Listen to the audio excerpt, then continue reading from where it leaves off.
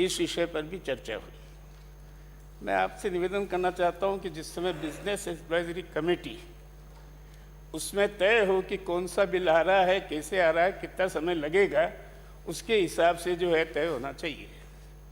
ये अनुसूचित जाति और अनुसूचित जनजातियों से संबंधित बिल है। मैं आपसे निवेदन करना चाहता हूं कि ये विधानसभा में इन वर्गों के बारे में कितना विचार हुआ और कितना इस पर विमर्श हुआ, क्योंकि ये इतना महत्वपूर्ण था तो सारे राजस्थान ही नहीं सारे देश में। और अध्यक्ष महोदय, मैं ये कहने की अगर दुस्साहस करता हूं कि देश की राजनीति ने शेड्यूल्ड कास्ट के साथ बहुत बड़ा धोखा किया है। देश की राजनीति ने संविधान को भी धत्ता बताया है। अब ये जो बिल आया है इसका सीक्वेंस क्या है, ये मैं आपके सामने रखना चाहता हूं। अगर आप मुझे इजाजत दें, आप कह देंगे स्कोप नहीं है तो मैं मान जाऊंगा। आपके लिए छूट है, आप इजाजत देखिए। आपके लिए छूट है, टाइम पीरियड 10 मिनट ही है। टाइम में मैं बहुत शॉर्ट में कहूंगा, लेकिन जैसा मैंने कहा है, देश की राजनीति पर मैंने बहुत बड़ा आरोप लगाया है कि देश की राजनीति ने शेड्यूल्ड कास्ट और शेड्यूल्ड ट्राइब के प्रति धोखा किया है। और इसके प्रारंभ करना चाहता हूं मैं। 26 जनवरी 1950 देश का संविधान लागू हो गया। उस संविधान की धारा आर्टिकल 17 में कह दिया गया,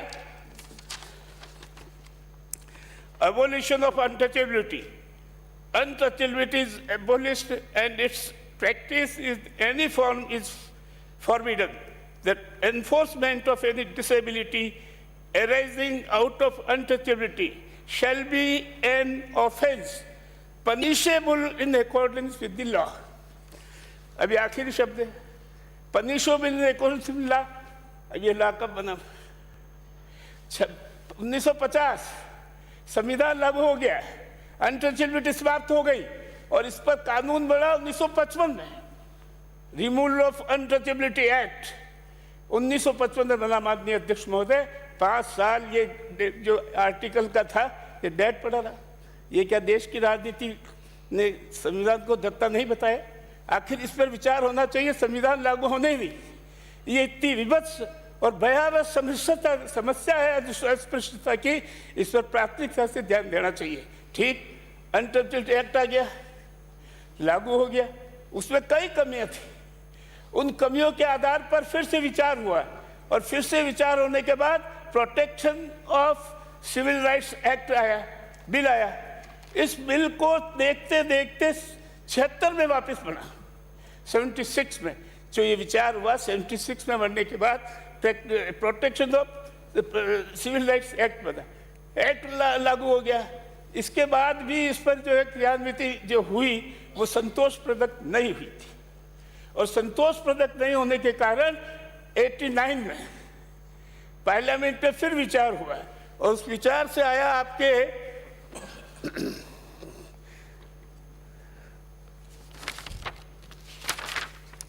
scheduled caste and scheduled tribe prevention of atrocities act 1989 ये आया। अब इसमें विस्तार से ये बताया गया कि कौन कौन से कार्य होंगे जो अनटचेबिलिटी माने जाएंगे, शेड्यूल कास्ट शेड्यूल टाइप के उसमें आएंगे।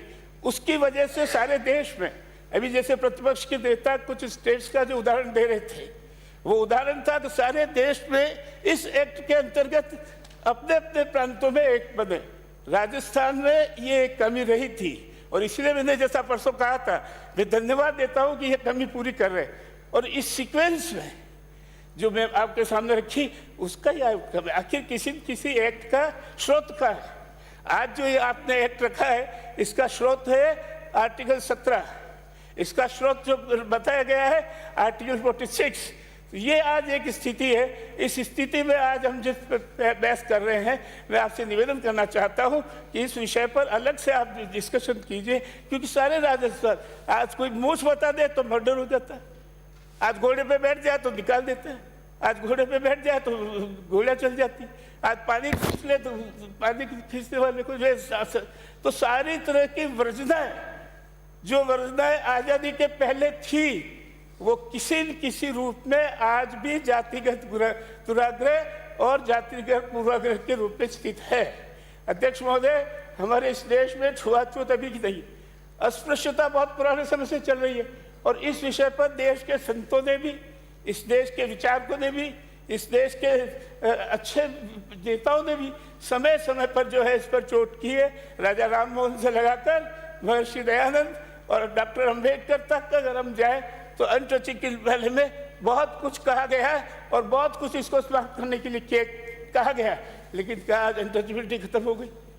आज दुराग्रह, छुआछूत के और पूर्वाग्रह किसी रूप में है। उस रूप में ये कदम आपने उठाया, इसलिए मैंने धन्यवाद दिया था। ये क्योंकि शिक्षा आएगी, आर्थिक स्थिति ठीक होगी तो कुछ जो है छुआछूत के प्रकरण है उनमें कमी आएगी।